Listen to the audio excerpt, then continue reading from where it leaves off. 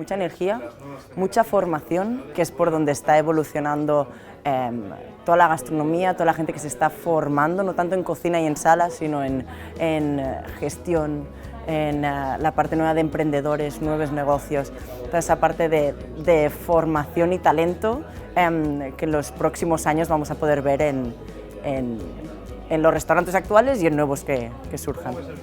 Lo veo en restaurantes que cuiden a su equipo, que los trabajadores sean felices trabajando, que ya es mucho decir, y que el equipo, básicamente el objetivo que tenga es trabajar a gusto, cuidando a aquel que tienes alrededor, tanto a las horas que haces trabajando, como físicamente, como emocional. Un equipo mucho más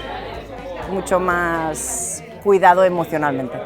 Para mí lo ha significado básicamente todo, es que me abrió las puertas a poder acceder a mi mundo laboral, que es donde ahora trabajo, al SIER de Can Roca.